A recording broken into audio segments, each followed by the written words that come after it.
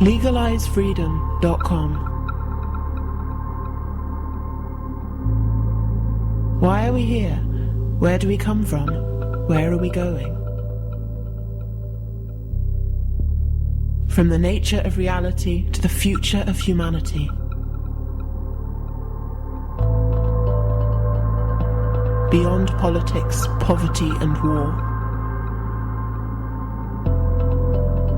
LegalizeFreedom.com.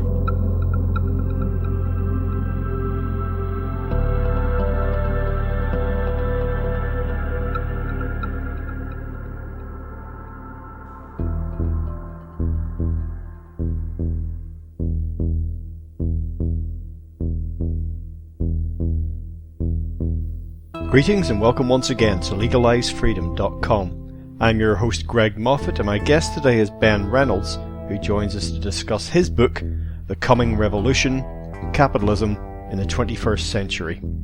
Radical advances in automation, robotics and computer technology have thrown millions out of work and will only continue to do so in the years to come.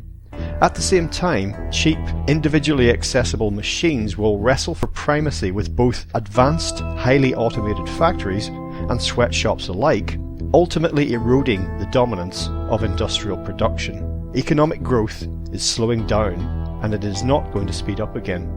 The pressures fueling today's global unrest will not go away and are only going to get worse as wages stagnate, solid employment becomes harder to find, and cuts to social benefits continue. Competing radical and reactionary ideologies will clash as political consensus crumbles and the world searches for answers to these challenges. In its opening decades, the 21st will be a century of war and revolution. By the end of the 21st century, capitalism may be consigned to the history books. Despite the seeming darkness of our era, our future is filled with incredible possibilities. A world of freedom, beauty and abundance, where poverty and tyranny are merely distant memories for our grandchildren, is possible.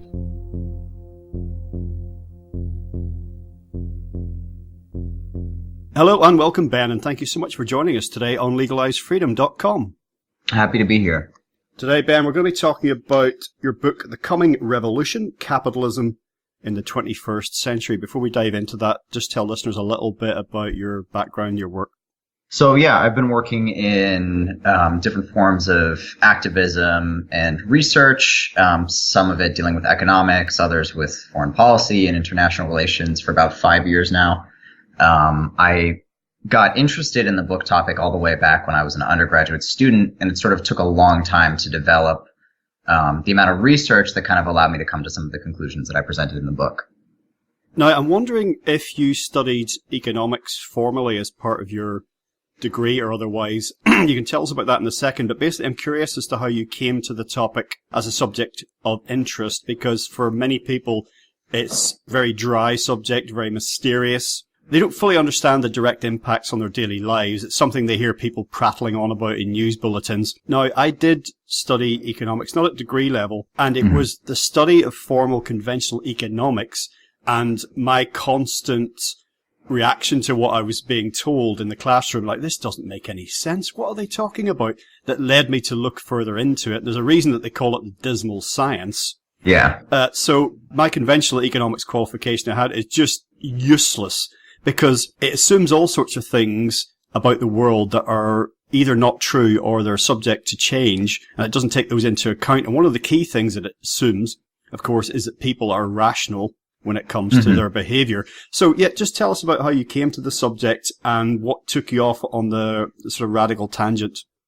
So I did get a chance to study economics in school. It was mostly at the level of the sort of grand theories of economics. So we went through the big historical writers, Adam Smith, and of course Marx and Ricardo and Marshall and all these guys. I think one of the things that was interesting is I was already kind of sort of somewhat critical and interested in this stuff, but there was very much an open admission from the professor I was taking these courses with at the time, even though this guy was, he's pretty much like a standard conservative economist, but he was like, look, I mean, the stuff that we think we're using right now to understand how the economy is working isn't working at all.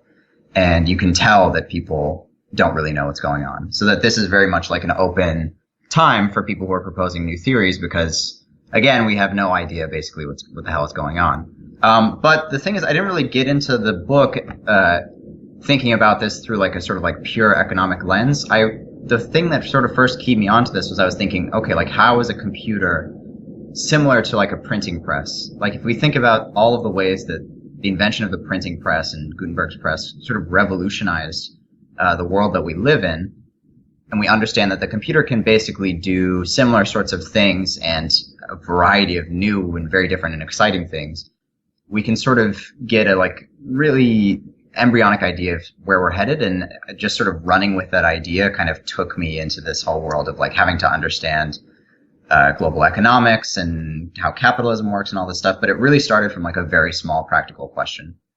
Yes, exactly. I know this isn't really a conversation about economics per se. You just touched upon one of the central ideas behind the book, and we'll get to that in a couple of minutes. I was just introducing it in talking about economics because it's as you mentioned a moment ago, it's a source of so much mystification. I mean, there's an economic dimension to so many of the social, political, environmental problems that we're experiencing at the moment globally. But there's so much confusion seemingly, even amongst professionals in the media. Things are based, again, as you alluded to, on models that no longer work or have never really worked in the first place. And so many talking heads in the media going, but we don't understand these figures, these employment figures, whatever it is, these tax figures, all these different things. And this is really strange. And I don't know about you, but I find myself saying, no, it's not. This is entirely to be expected. But, you're just operating on these false premises. Yeah, I think the fundamental problem with the way that mainstream economics works, and the reality is that it works the way it does because the discipline is justifying the way that our society currently works. So you have to have an explanation that says if you only did things in all of these essentially really right wing and reactionary ways, everything would work fine. Even though that's obviously not the case, essentially what's going on, and getting away from the more like nitty-gritty things, is that their theory, the mainstream theory, is that capitalism is a system that's fundamentally stable, and that when it kind of has little shocks that make it diverge from that stability, it will sort of self-right itself and bring itself back into stability. And that is the fundamentally wrong assumption that's guiding so much of our bad economic theory. And the thing is that people who are doing actual economic policy, like people in governments and central banks, I don't think they really actually use these theories anymore. And one thing that I've actually sort of learned recently is that, to a certain degree, even people who are at the very highest levels of the state, they don't really understand how these things work either. There was this famous event back in the 80s where this guy, Paul Volcker, who was the chairman of the Federal Reserve, instituted this shock, basically trying to bring inflation into check at the end of the 70s. There's a quote of him at the time before he did this, which he was subsequently hailed as like a genius who knew what he was doing. He said, "We have no idea what's going to happen, so we're just going to try this and see if this sticks," basically. And I think to a large extent, that's pretty much what's happening right now. Absolutely. And when you talk about the 80s, we had, not quite that far back, but you talked about capitalism being viewed as this system that's inherently stable. And if you do X, then Y will follow. You'll recall Francis Fukuyama's End of History, that ridiculous idea, to my mind, and that, neoliberal capitalism would cover the face of the earth. And when that happened, as you say, it would be milk and honey from then on. It was this fundamentally stable system that would just sustain itself. Yeah, and interestingly enough, Fukuyama actually relatively recently admitted likewise. He said, "Look, I was completely wrong." Obviously at this point, we're clearly not headed towards a world of increasing stability and prosperity for all. But no, he actually had the sort of courage to go back and say, "Look, I was completely wrong. Don't believe this stuff anymore." But yes, he was sort of like a perfect emblem of like that kind of way of thinking. And I think him sort of capitulating and saying, "Look, this book, which is sort of like the mission statement of the 1990s, isn't working anymore," is a pretty important symbol of like what's going on right now. Exactly. So let's turn to, for people getting into your book, the first big idea that's presented is this idea of distributed production. Yeah. You talk about capitalism and industrialism as being kind of, can be two sides of the same coin, but there's different types of coins. You can have industrialism without it being within a capitalist system. Obviously, there was industrialism in communist Russia, the Soviet Union. So let's talk about distributed production and the potential there, some of the trends that you write about, and where you see that going. So yeah, I think the best way to start is, like I said, sort of thinking about what happened when the printing press was invented and what this meant for our world. Basically, the printing press, before the press, books were literally written out by hand. There were like an army of scribes and scholars who would have to hand copy and illustrate books. It was extremely expensive. Very few people in society read or could read at all. The printing press basically allows you to use this amazing machine to make many, many copies of the same thing. It drives down costs incredibly so that, you have the Protestant Reformation where people actually have direct access to books and texts for the first time, and they can read these books for themselves. And there's a point to literacy, which is like, to become closer to God in the sort of Protestant ethos. But basically what the printing press shows is, okay, here's a new way of making things and of doing things that's going to spread eventually. And it took a very long time for that to actually happen. So the printing press is basically the first form of kind of mass production. You only start to see that happen with clothing and textiles in the late 1700s, really. And even then, it's very, very simple kinds of stuff going on. Nowadays, obviously, we know, like, we're living in a world with highly automated car factories and industrial robotics. So we've seen where exactly this sort of way of producing things goes. Distributed production is really interesting because what you have with the rise of computers is that you can do the exact same things as you can do with the printing press. You can create a text, copy it as many times as you like, and distribute it basically across the entire world through the internet. But the price of doing that has gone down radically. And not just that, printing presses are really, really expensive. If you're an ordinary person, you cannot own or access a printing press. And from the very second that you have the world of the printing press, you have this big divergence between the people who actually own the printing presses and the journeymen who work them. You need a mass market to consume all these products. What we've seen with media and computers and the internet is a sort of real reversal of that kind of dynamic. I can get on the internet, write a blog, and hypothetically have thousands, if not millions of people reading it, and it costs me next to nil. And the cost to the consumer is next to nil. So this is the idea of distributed production, is that the idea is you can have people producing these products for themselves, for other people, directly for those other people's use in their own homes. And the thing that's very interesting is I think this is actually going to spread beyond just media. Exactly, and that's a lot of people see it restricted to that, because there's the idea that, so many things have gone online, but there's a limit to what you can do online. You can't have a coffee online, you can't get your hair cut online, but I think there's a lot more room for growth in this area, as you lay out in the book, than people perhaps imagine. Certainly 3D printing is something that you discuss in the book, and most articles I read about that is all about, well, yeah, but we can only do this. It can only go so far, about limitations. But I think there's huge potential there. Oh yeah, certainly. I mean, you just so I think sometimes we can get sucked into thinking, I see this revolutionary thing happening, so it's going to be here next year. Mm-hmm. That's not going to happen. But if you look at what's been happening, the technologies of 3D printing have been steadily getting better. They've been steadily getting cheaper. They're working with new materials. You can print stuff in plastic and metal, wood composites. We're heading towards a world where at some point the ordinary consumer would be able to buy a printer that can work with multiple different kinds of materials and print pretty sophisticated, durable stuff. If you can print a mug in your own home just for the cost of the materials effectively in the printer, there's a certain point at which you're going to be able to compete and directly produce these things for your own need rather than having to buy them at a store where they've been shipped from a factory.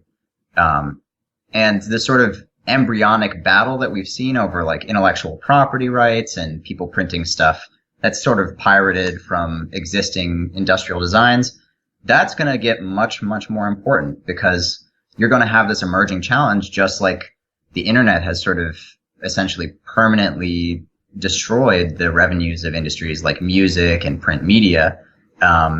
That's going to happen, I think, as that technology expands with real goods as well. Yeah, I mean, I've spent most of my decades of life working within two industries, music and media, and for a long time where they overlap, and I saw both of those decimated in terms of their traditional model of generating income. And they've been forced to adapt. We're very slow to do so, as I'm sure you're aware, and are still reeling and still trying to get back up again and see. And the result has been, in many ways, much, much smaller industries in some ways. Lots of new outgrowths, ways of doing things. But, like, for example, the number of full-time journalists, the number of professional musicians greatly changed compared to, the halcyon days of 70s and 80s. Yeah. Yeah. I mean, I think the thing that's really striking, especially about, those two industries in particular, is you look and what you see is just a straight up, long-term decline in the amount of money that these industries are making. And there's some question of like, okay, with Spotify and this new environment, like, will the music industry be able to stabilize and find its footing in a world with the internet where you can share music for free? We'll see. But I think what this shows is that essentially for like an ordinary person, the ability to access all of the things that you could want to access, whether it's books or music, essentially for next to no cost, in absolute abundance, is great. We have access to more music, to more knowledge, than we ever possibly could have before the invention of these things, but that doesn't mean it's a good thing for capitalism. And that, I think, is the real tension. Exactly. Oh yeah, and we're listening to more songs and reading more articles than ever. And, but a lot of that maybe is to do with the fact that they're free, but it's not just free, as you mentioned, it's because they're available. We can access them easily, readily. And yeah, so there's enormous consequences of these developments for profits, particularly corporate profits, for economic growth, for nations and economic blocks, for, taxation. I'm about to do an interview based just around this idea, with like what are nation states going to do as their tax income dwindles and dwindles as a result of some of these developments. But we already have mobile, borderless sort of kind of money and finance, again, much to the chagrin of many governments as well. These trends are only going to continue. Mm-hmm. I think there's no doubt in my mind that those sorts of issues are going to continue to be a huge problem. At the same time that you have, for now, sort of increasing barriers to like trade, even in ordinary goods, and especially to people being able to move freely where they want and migrate where they want to migrate. There still is no real barrier to capital. It's possible that if there were some pretty extreme geopolitical tension, you could see that happen again. But for now, yeah, you essentially have countries competing with each other to lower taxes as much as possible. On top of the fact that it's very difficult to tax a lot of these new industries effectively. Yeah, it's a serious problem. I think there's a sort of two-sided thing here where on the one hand you have capitalism is facing a lot of challenges and crises simultaneously, but at the same time, even as it's facing these crises, it seems in many ways to be getting stronger and stronger. So your mega companies, your Amazons, your Googles, are still incredibly powerful, even though the health of the system as a whole is not very good, looking forward. And that's kind of an interesting tension to think about. But those are perfect examples of companies that are doing things differently. They're not on the high streets. They're not reliant on, this expensive commercial property. They're cutting out so many of the costs in the chain, from manufacturer to the final user. And they're using this mobility of capital to position themselves for, in terms of profits and tax strategically. A lot of people get very angry about this, but they're doing it within the law in whatever territory they find themselves. So yeah, those companies, massive. And if you look at their market capitalizations compared to other big companies making material things in one fixed location with a lot of fixed costs, and high costs of doing business. These companies, can have a few thousand employees, sort of Amazon, not Amazon, because they employ a lot of people, working with material goods. But, at Google, for example, you look at the total number of employees, Google, their market cap, their profit and their turnover and everything else, and compare it to, the massive, automotive companies, for example, or other manufacturing, and they've overtaken them. So that in itself tells its own story. Yeah, and I think the second side of the story is, on the one hand, you have distributed production, which is kind of going to emerge as an challenge to a sort of industrial way of producing things and mass producing goods. But on the other hand, you have just regular old mass production and other kinds of production becoming more and more efficient. When I started working on the book, there perhaps was a lot more skepticism about, automation in the future. Like, it's going to create as many jobs as it gets rid of, yada, yada, yada. By now, in 2019, I think people have grown a lot more wary, rightfully so, about automation. I think the thing that links these two things together is that in both cases, you have the development of increasingly powerful machines and tools decreasing the demand for human labor. And that is actually not just a challenge for ordinary working people who are trying to make ends meet, but it's also a challenge for capitalism. Because any time that this sort of happens in the history of capitalism, you see the emergence of these massive crises, kind of like the one that we saw in 2008, the one we saw during the Depression, and I think the one that we're headed into relatively soon. Yeah, well, one dimension of that I pay particularly close attention to are the consequences of this contraction in many areas, for the consequences for wages, and employment levels. And I sometimes sum it up as when Walmart employees can no longer afford to shop at Walmart. Conventional industries, they can cut, and they can cut employee numbers, they can cut wages, they can cut all sorts of costs. But who's going to be buying these products, at their prices, and from their stores? This lack of security and predictability in employment is making things very, very dicey for millions of people at the moment. So, but it's kind of something that we have to go through. It's a process that has to be gone through, doesn't it really? Contraction in some areas and expansion in others. I think we do have to go through a transition in so many different ways. I mean, even stepping back from all of the stuff about automation and the internet and distributed production, just based on trying to make our economy sustainable and livable for the next century. Obviously, we need a massive transition. The problem is that the way that the transition is handled now, there's no real planning whatsoever to provide for people who have been displaced. And the benefits of the transition accrue to a tiny and shrinking pool of people. It really doesn't have to be that way. I mean, if you're living in a world where every year you can produce more stuff with less work, that should be a great thing for ordinary people. And the sort of irony is that it isn't.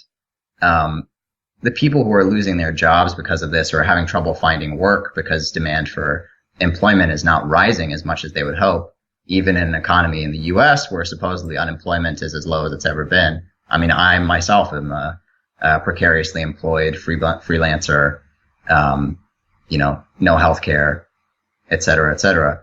There's another way of doing things. It's just doing it within a system that's based on making private profits is not possible.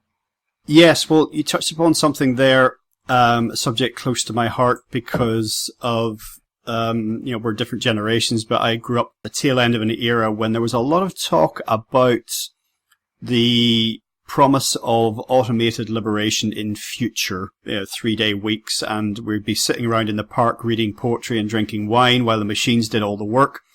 And it really hasn't panned out like that. You have people working 3 jobs and middle class being eroded, and family households having both parents working because in order to have a basic standard of living, the sort of standard of living that could easily have been achieved in the 1970s by the cliched nuclear family, of dad going out to work and mom stays home and raises the kids. They'd have a car, they'd have a couple of holidays a year, they'd have air conditioning, have, blenders, fridges, all these other white goods and everything else. And the Jetsons future that they talked about in the 1950s, never mind the technology not really panning out along those lines. But I think that's where a lot of the mystification comes from in the media. It's like, how come we've got all these technological benefits, all these time and labor saving things, and yet people are being pushed harder and harder, and a lot of the essentials of life, like housing, for example, are getting more expensive. You know, I think that's a big paradox, for a lot of people. Again, now if you use all the conventional models, of course, you're not going to be able to get to the bottom of that. So I think what's going on, you know, to step back, and this is sort of why I kind of ended up in the book, sort of having to take a sort of broader view of what's going on with capitalism, is, like I was talking about, when you have so much money that's been invested in all of this productive capacity and technology, at a certain point it becomes less and less profitable for the people who have the money, the capitalists, the banks, to keep investing in these areas, and competition intensifies because there's only so much that the markets can bear in terms of the stuff that's being produced. What ends up happening is that even though we actually have the productive technology to actually decrease the amount of time that people should be working and pay higher wages, people working longer hours for lower wages supports the profits that are being lost otherwise through this competition, through this continued investment, and people also having their money then taken away after the fact by increasing rent costs, or in the US, maybe to a lesser extent in the UK, increasing healthcare and other costs of living, is again another way of supporting those private profits of a small group of people, when the rest of the system is essentially kind of having this long-term decline in how much money the capitalists can expect to make with new investment. So you could have a world where we did have this sort of, you know, maybe not exactly a Jetsons future, because you hope that the surface planet hadn't been destroyed by nuclear war, but a Jetsons future in the sense that, you know, we're working 3 or 4 days a week. Those days were pretty productive, but otherwise we have lots of time to spend with our friends and family and do what we want. It's just, you can't also support the massive private profits of a few large banks in the financial system while doing so. Yes, exactly. And the issue at the minute regarding that is very much, I think it's beginning to bubble to the surface. People are beginning to use some of the terms you just did about massive private profits and a concentration of wealth. And it's that, you know, the system's kind of, even if it's going to like implode, it kind of automatically does that, if you see what I mean. I've listened to extremely wealthy people, billionaires in the media, just saying I should pay more tax. I'm giving a lot of my money away at a rate of knots. But it's almost like something's been set in train, just like an automated system, that capital generates capital, and capital is also taxed less than income, for example. So the whole system is kind of just playing out as you would expect, you know, like a clockwork mechanism. Yeah. And I mean, this is sort of the big thing. We have these conversations, and we've been having these conversations now for a long time. I think really since 2008, for those of us who are on the younger side and don't have the benefit of having as much of a historical memory. But there's been these conversations about, okay, we need something different.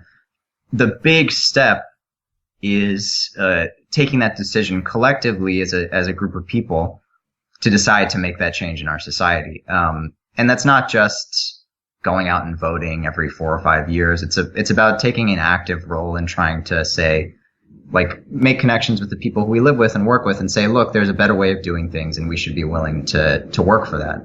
If not just for ourselves, but for our children to actually have a world that's worth living in. In terms of the mechanism that keeping going, and sorry, I didn't mean to cut you off there. What we're about to see is a pretty substantial jam in that mechanism. A lot of the stuff that happened prior to 2008 with the buildup of unsustainable junk debt is happening right now in a different sector. A lot of it is in the world of corporate bonds, where you have a lot of companies that are running essentially off of really cheap credit, but aren't making any money, and basically depend on the ability to constantly refinance their debt at these rock bottom rates. This is something where, just like prior to 2008, you've had massive investment and speculation from American and European banks in this industry. And as soon as there's like a bit of a shock to that lending and people can't refinance, just in the way that when people stopped being able to refinance their mortgages in 2007, it sort of started this cascade of this junk debt causing massive problems. the same thing is pretty much going to happen with the global financial system. And so that is not really a question of whether, but a question of when. And that's going to really change things, I think, for what people at the top are doing in order to sort of keep capitalism running. Yeah, well, 2007, 2008, that crisis is kind of is ongoing. Again, a lot of the media, a lot of commentators, economists, whatever it happens to be, talk about it as, as an historical event. And I don't know when they quite thought it kind of all sorted itself out, but it happened back then. And a lot of the puzzlement that I spoke about earlier stems from this fact that they think that that's somehow been wrapped up. And of course, if you look at some of the figures, some of the bubbles that blew up just before all of that went south, the figures are actually more alarming, more worrying. They're very much like, when they talk about environmental action on climate change, for example, and then you look at, carbon emissions being higher year on year, despite the fact of these pledges to cut them. So in the economic sphere, the bottom lines look worse. The bubbles look bigger and even than they were back then, so, but I think a lot of that is to do with living in this changed climate, but still reading from the old copybook, still going by the old rules. Yeah, again, there's like you said, we're living in this old climate. There's a sort of irony in that, almost all the governments of the world are talking about, how are we going to pay for this or that? And when they talk about how we're going to pay for this or that, it's always wages and social programs and things to make life better, when there are literally trillions of dollars internationally, which is a figure that's too big for anyone to actually comprehend. We're talking about a trillion is $1,000 billion. It's a lot of money. There's literally trillions of dollars being wasted on speculative investment globally that's going to just sort of implode with the next financial crisis. You could spend those same dollars on things that were actually productive. You could reforest certain areas. You could invest in renewable energy. You could invest in machinery to help reduce the workload for people, new social programs. The money is out there. It's just being used in an incredibly short-sighted way. Again, coming back to, and I don't want to sound like a broken clock, but coming back to this point of trying to temporarily prop up profits for a very small group of people. And to what end? To what end? What is the vision? What's the end game? What's the next stage? It's kind of like, well, is there a plan? We'll get to this point in this, with this system, this way of doing things, and then we'll go to this, it's like, so what, as you say, these trillions unproductively resting in many cases, to what end? Because, we don't live very long as creatures, a lifetime is perilously short. Where's this going? So the thing that I've become more and more sort of convinced of, especially recently, is that speaking in the long term, there really is no plan. I mean, there are occasionally people who have a sort of, you think of the so-called like visionary entrepreneurs who have this sort of long-term idea of, okay, I'm going to invest in this, I'm going to open up a company that does this, and then we're going to the moon. But broadly speaking, in terms of like, governments trying to keep their economies stable, companies, these people are thinking on a quarter-to-quarter basis. They know that there are problems, and I've had conversations with people who are in these industries who agree that there are absolutely huge problems. It's just that as an individual, there's not much they can do except play by the rules of the game that as it exists. Every bank has to make money. Every hedge fund has to make money every quarter, or else people are going to take their money out and put it somewhere else. The same goes for every company. Investors will take their money out if that company is not making money every single quarter. And it doesn't matter if the company is making money by doing things that are illegal or trying to juke their stats. That's what they have to do because those are the incentives of the system. So it's not just a question of individual greed and sort of, evil in the world, which does absolutely exist. It's a question of having a system that has the right kind of incentives, and having a system that empowers ordinary people to actually have some control over their own destinies. Yeah, so it's like a load of people sitting around. It's like rearranging the deck chairs on the Titanic in a way, isn't it? It's kind of like, as long as the orchestra's still playing, we'll keep on sort of opening bottles of champagne and we can see that the ship's listing, but, by the time it goes over, we probably won't be here. And it's, so it's almost like we're collectively behaving in this way. And there's a few people shouting fire, fire, or, abandon ship, or whatever. But everyone's still just performing their role, within this. We don't yet have that tipping point that you referred to. Maybe you should say something about what that might look like. You were talking about the underlying situation with the global financial system. And I've been listening to a lot of, how shall we say, alternative economic financial thinkers over the years. And I've been hearing about the sort of system blow up, whether it is actually as dramatic as that, but there's an unraveling, a profound change. I've been hearing about it for a very long time. Yeah. And it's not that you stop listening, you keep watching developments and you keep looking at the situation and seeing, and things are changing, there's no question about it. But I'm just wondering what sort of changes you might imagine that would, especially to people listening to this, people watching TV at home, that they might actually notice, oh wow, something's actually changed. Because the trend, of course, within the system is if there is a substantial change is forced upon us, and you can see this with the climate, that we like to take things as slowly as possible and wait to the very last minute before taking any action. Yeah. So talking about the financial system, I think a lot of us were kind of shell-shocked from 2008, and especially because how weak the recovery was and how bad the crisis was, that, we have a tendency to see crises. Like I myself, I looked at some of the stuff that was going on in 2016, and I was like, all right, this is it. So of course, alternative economists, take everything we say with a grain of salt, do your own research and do your own thinking about it. That said, what's going on right now in a lot of the developed economies, where again, the expected profits from making new investments are pretty low, especially in Europe, and Japan, is there's a slowdown heading towards what could be a recession. The same is happening in China, which is a big issue because China basically was the main economy pumping up the world since the 2008 crisis. But what's happening in the financial system is really, again, it's very similar to 2008, where you have a big buildup in unsustainable debts that aren't going to be paid off with future money. So what you're going to see, and I think these things actually take a little bit longer to play out usually, although they've been playing out faster and faster with each subsequent crisis. They take a little longer to play out than you might think. So like if you think about the 2008 crisis, stuff started sort of bubbling to the top in 2007. And you had some first failures of different hedge funds and lenders in 2007, but it took until 2008 proper for things to really sort of start plummeting. What it's going to look like is you'll start hearing about stress in shadow banking, which is basically a really unregulated group of people who have been doing a lot of really shady lending, much like prior to 2008, but this time to heavily indebted corporations. You'll hear about some corporations that are heavily indebted and have big loans going under. And then there's going to be a gradually rising sort of worry in the financial system about, okay, we have all these debts. What's going to happen?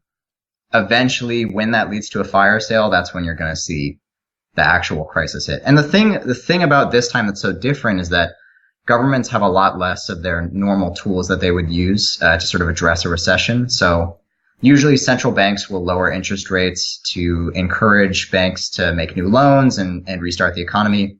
Interest rates in Europe are already negative. Interest rates are really already negative in Japan. They're almost rock bottom in the US. So there's basically nowhere to go. Quantitative easing, which was used last time, I think will be used again in a very big way, but we've already seen sort of the limits of what that can do.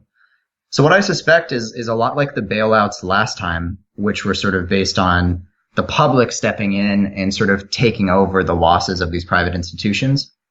I think you're going to see governments do this in a very big way with a lot of these failing corporations. Basically, you're going to see central banks and governments take over this toxic debt and say, look, we'll pay it in order to keep the financial system afloat. And this could look like sort of like really arcane stuff that central banks are doing that, it's kind of hard to understand for an ordinary person. Or it could look like just straight up nationalizations and stuff, governments taking over failing companies, pumping public money into them, and eventually reprivatizing them. But I think especially in Europe, and this is something to be sort of wary of, there's going to be a lot of issues, and there are sort of, well, for one thing, I mean, perhaps the worst, the most vulnerable banks in the world in terms of major banks are in Europe right now. So I'm kind of curious to see how governments and central banks will be able to respond to this, because there is a potentially very, very serious systemic issue brewing. So, for instance, like European banks are one of the main lenders to these sort of unprofitable corporations based in the U.S. because the investment environment in Europe has been so bad. Well, one of the big issues in 2007, 2008 was the potential and then the actual incidence of this financialized economy doing damage to the real economy of stuff and things and, and people. I just wonder, it's like people were so incensed last time, ordinary people, that a lot of these, banks and other financial institutions just were bailed out at their expense essentially. But in future, what will it take for a government or a bank or whatever it happens to be to just say, no, this is money owed to who by who, or money lost that never existed, i.e. doesn't have any relation to anything in the real world. So no, we're just gonna reset this to zero. We're not going to take from the real world, cause devastation there in order to rebalance something on a computer screen. So I think the thing that's interesting is, I think there's less of I think you're absolutely right in that, most of the money that's flowing around in the global economy is completely, it's hypothetical money that exists on a computer screen. 90% of it is like this. And money can literally be printed into thin air by the Federal Reserve and the European Central Bank. So there is a certain degree to a certain extent to which these things are purely hypothetical and there's no reason to bleed ourselves over them. But there are also the things that are keeping the capitalist economy going. So when I talk about like cheap credit and these unprofitable companies, I'm not talking about companies people have never heard of. Uber is one of the companies that is 100% reliant on cheap credit. Many of the famous tech startups that you've heard of are bleeding cash every quarter, require this money to keep running. Big car companies like Ford and General Motors, likewise in a recession, could easily go bankrupt again. Governments like Italy and Spain Italy especially is a significant bankruptcy risk. I think right now what you're seeing in Argentina could be repeated in many other places around the world. It's what I'm trying to say altogether is that as long as you have a government that requires a private financial system to operate in order to move the economy, which is essentially any capitalist economy, it's not going to happen. They're not going to let these institutions fail unless they're absolutely forced to by a mass movement of people proposing a different alternative and willing to back that up with a significant amount of unrest. So if you look, I don't know how many of your listeners have had a chance. I've been surprised actually at how little reporting there's been, but if you guys go ahead and look at sort of what's been going on in Chile and Lebanon, what's going on there is sort of a dry run of what the same sort of like economic problems and social unrest that a lot of people are going to be seeing in the rest of the world probably not that long from now. People there are protesting about insane corruption and insane inequality in these countries being made worse by the fact that their governments have massive debts that they've accumulated and they need to pay them off by sort of bleeding working people. And while you've seen this sort of like amazing and very inspiring outpouring of social unrest, like in Chile, people are not just sort of fighting to try to win back a decent way of life, but they're also starting to sort of build these councils. I heard from an activist the other day down in Chile who's talking about how neighborhoods are sort of coming together and talking about not just organizing protests, but organizing, how are we going to live day to day and sort of experimenting with a new way of doing things, socially and politically. I think people should sort of look at these things as an example of, okay, here's what happens when the sort of crisis that these early indicators, like these canaries in the coal mine, are facing right now. This is sort of what it could potentially look like here. Okay, yes, well, you brought a couple of things together there, which I want to ask you about, and that is protest, because we're seeing it increasing. I mean, look what's happening in Hong Kong at the minute. Not unrelated to economics by any means. Yes, there's political freedoms and what have you. Extinction Rebellion movement. So the two related things are this protest with regard to the economy, yes, and the direction of political travel in many parts of the world, but also climate and then resources as well, because that's something that conventional economics is quite often detached from, which is like what we physically have available to us on the planet. Because a lot of the potential that you talk about a positive potential for the future. We still have to work with the resources we have on the planet. Yeah. We can't, economics can't dream up, rare earth metals or oil or anything else. Yeah, absolutely. I think we're living in this world right now where there's, we're going into potentially a period of a lot of economic uncertainty and political unrest. And we also have this very fundamental thing that's looming over everyone's heads, which is that we have a decreasing amount of time to change our way of life, and most importantly, our way of producing things that will allow us to keep living on a planet that we are able to recognize, a few decades hence. There's a lot of pressure being placed on people, and I think it's really, it's obvious that there's going to be a lot of protest and a lot of unrest, and I think protest is good. But I think when you look at some of the protest movements that have happened over the past few years and that are happening now, even in places like Chile or Lebanon, where you're like, wow, this, you have millions of people on the streets every day. This is very much what a revolution could look like.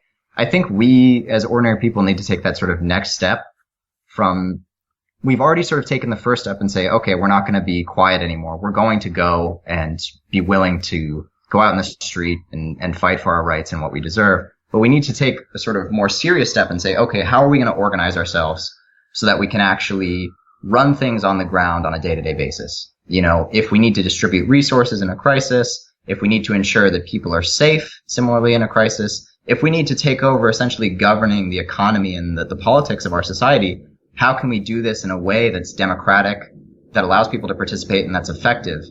That, I think, is really the big limit as where we're sort of at now as people who are thinking about making social change, is that we're able to really sort of jam up the system when we want to, and when people get really pissed off. We can shut down an economy pretty well. That's one thing that we've all sort of learned to do from the past decade. But we also need to know how to, okay, once you've shut down the economy, how do you get it going again? How do you rebuild it and retool it in a way that can allow us to build a world that's actually sustainable and that's actually working for the vast majority of people? If we do that organizing, I think you're going to see a lot of very positive social change over the next decade. And if we don't, I think things could look pretty grim. Well, conventional capitalism is essentially predicated on endless growth, because that's one of the things that's required to keep it churning.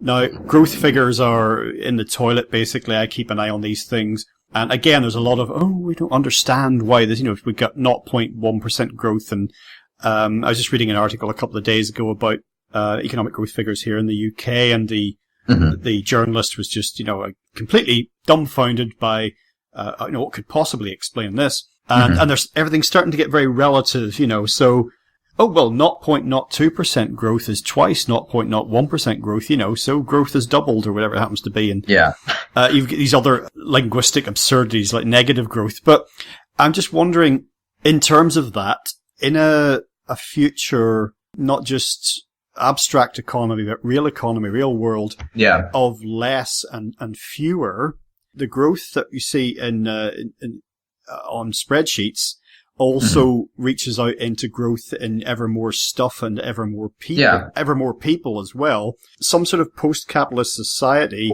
necessarily, I think, okay, give me your view on this, means kind of less and fewer. And I'm not implying anything inherently negative in those things. It's just kind of, it feels like a reality. It doesn't mean it's not better, but there's going to be less of certain things and fewer of certain things.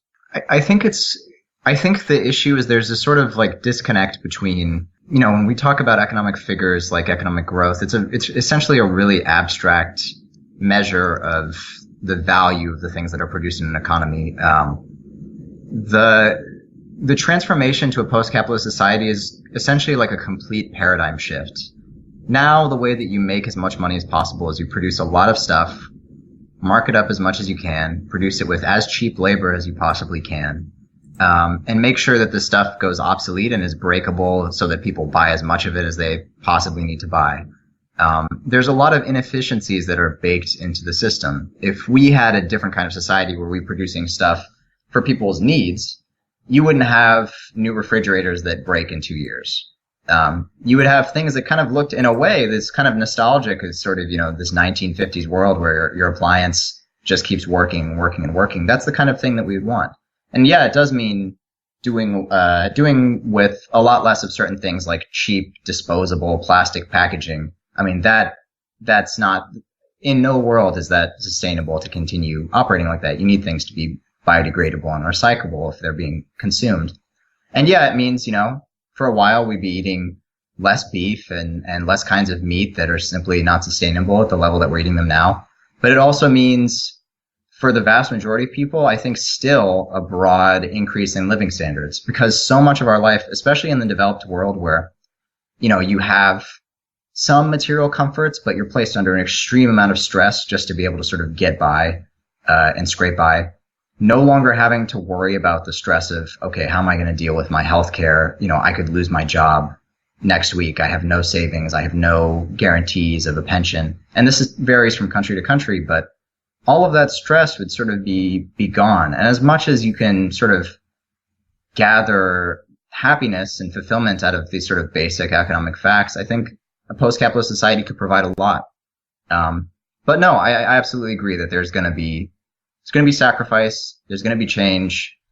And that's okay. I mean, there's a lot of stuff about the present system that's lauded as being, amazing and wonderful. But, throwing out an iPhone every couple of years just doesn't make sense. It doesn't make sense for our species over the long run, and we can do better.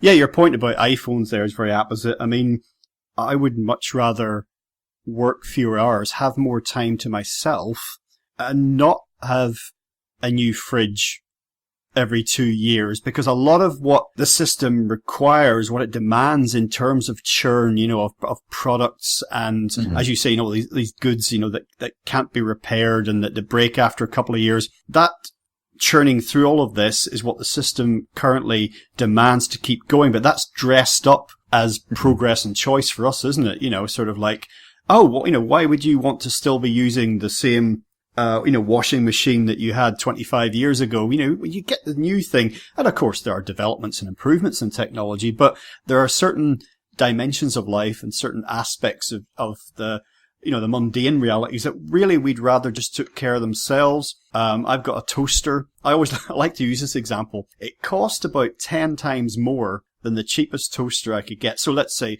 it was £5 you can get a basic toaster for if you walk into a supermarket here in the UK. I paid £50 for this toaster in 2004, right? Okay. Some of the listeners probably weren't born then. It still looks good. It works perfectly, and it delivers divine toast every time. Now, I know which I'd prefer. I don't want to have to think about buying a new bloody toaster. I've got better things to do with my life. Mm-hmm. Yeah, divine toast every time to me is socialism. That's what I'm fighting for. No, I really do think that, it's a sort of change. It's going to be hard to say. It's not everything's going to be better. It's not everything's going to be worse. But yeah, just the basics of expecting waste and an increase of cheap crap every year, that's not going to work in any system, and it's certainly not going to work, I think, if ordinary people get our hands on the wheel and decide to start making changes in our society. Well, it's interesting that you just used the word socialism there, because I can hear the sound of people being triggered, and we have a lot of definitions that we use and a lot of categories that we employ around, particularly politics and social systems, and I think that a lot of the changes coming down the line that are going to be forced on us, some of which we'll be able to choose, some of which we won't. We don't need to be tied down to red and blue systems of thinking about what these things are, about labeling them as certain things. I don't think that's helpful. I think, personally, I don't mind, but that's just sort of because of the background that I come from. But at the same time, I think, similarly, if you look at a lot of the sort of protests and uprisings that are happening now, you see exactly that same thing, where people are out there, they're fighting for something that to them is broadly about their dignity and their rights, but they don't feel a need to sort of categorize it as being like, oh, we're fighting for socialism or we're fighting for this or that. And I think that's probably going to be the case going forward too. I think a lot of people are uncomfortable with different kinds of labels, and that's okay. As long as people are materially fighting for what is in effect the same thing, which is, to me, a world where ordinary people and working people are in charge and making decisions that will create a just and sustainable and free society. That's good. And I don't care whether people call it socialism or whatever they call it.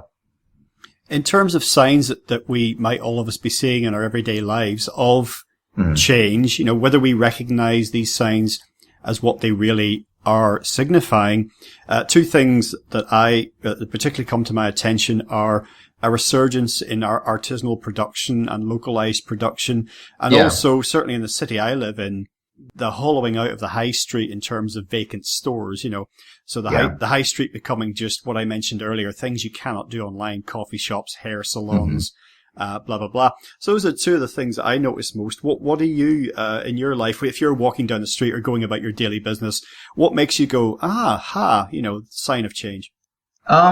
What I've been seeing, I live in New York right now, and just like you said, actually the exact same thing is happening with, like a lot of these store spaces in New York, even up to the most expensive luxury stores. A lot of these places are suffering. But actually what I see now, and partially because of having recently done like a sort of deep dive into all of this finance stuff, is I go around and I see the names of many, many companies that employ many, many people that are on my list of massively indebted companies that aren't making any money, that are going to fail when the next recession comes. And you look around and you see, the economy is sort of built on the idea that these things will be stable and they'll be around for years to come. And people are banking their livelihoods on that. Your ordinary person who works there or shops at that place doesn't know about the financial stress that this place is under. And when you walk through parts of Manhattan or parts of downtown Brooklyn, those names are everywhere. So what I see is sort of a sort of brewing reckoning, and what I'm most curious about is, okay, if things sort of play out in a way that's similar to what I expect, how are people going to react? And I don't know. I guess we'll see. It depends on how much faith we put in people and on our neighbors and friends. Final point, Ben.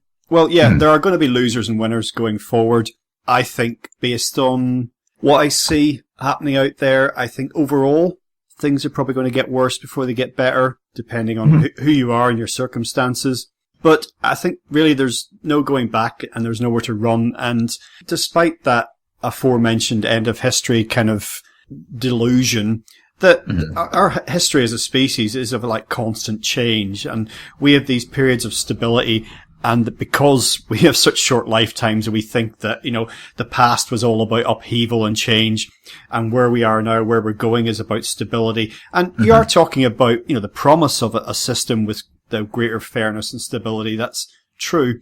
But whatever it is we move into, that too will change in time as well. Yeah. So it's just a question of balance. But, this is not going to play out like the movie Elysium, I don't think. There's not going to be any off-world utopia for so-called elites to run to and the rest of us left here in the dirt. I think that's not going to play out like that. So I think how we approach this collectively, it will certainly help determine how bitter the pill is and how many losers and winners there are. One thing is sure, things as they have been cannot be sustained.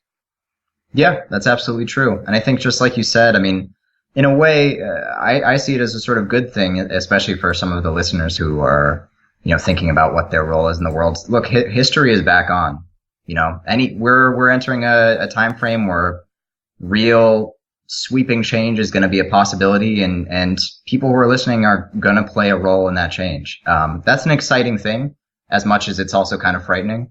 But I think it's a good thing. It means that we together, and not just as a single generation, but of all of the different generations that are on this planet right now, have a real opportunity to do something that's very, very important for our species and make an important change that will let us keep progressing in the future. If we get to what we think is a paradise now, where we don't have to worry about these economic issues, there's still going to be a lot of big questions, like you talked about, like, okay, what kinds of gene editing are okay? Stuff that it's hard to sort of grapple with right now. But I think getting there and getting to the place where we can sort of start dealing with those like kind of higher level questions requires us to make our economy and our world basically sustainable and basically functional. And I'm hoping that we'll end up there, but we'll see. For me personally, as you say, I do think there are these much bigger questions that I'd much rather spend my time and mental energy on. I'd like to get to those as quickly as possible. Today, Ben, we've been talking about your book, The Coming Revolution, Capitalism in the 21st Century. Now, that's widely available, easily found anywhere. Tell listeners anything else you'd like to share. And I know you've got a Twitter feed. I couldn't find any other social media for you or a website. Have you got anything else out there? Yeah, so I mostly am on Twitter. To be honest with the listeners, it's currently locked. If you follow me, I'll let you in, but it's currently locked because I'm trying to get a better job. And, you know, sometimes employers can balk a little bit when you start talking a big game on the internet. I don't do a lot of other social media, but I do have a blog. It's called Fragments. It's just a WordPress blog. I don't publish stuff there that often, but I occasionally do. You can also see my writing sometimes at Roar Magazine and on other forums. But yeah, hit me up on Twitter. If people want to talk about stuff, I'm available. And good luck to everyone with the future. Splendid. Okay, well, once again, Ben, thank you so much for joining us today on LegalizeFreedom.com. All right, thank you.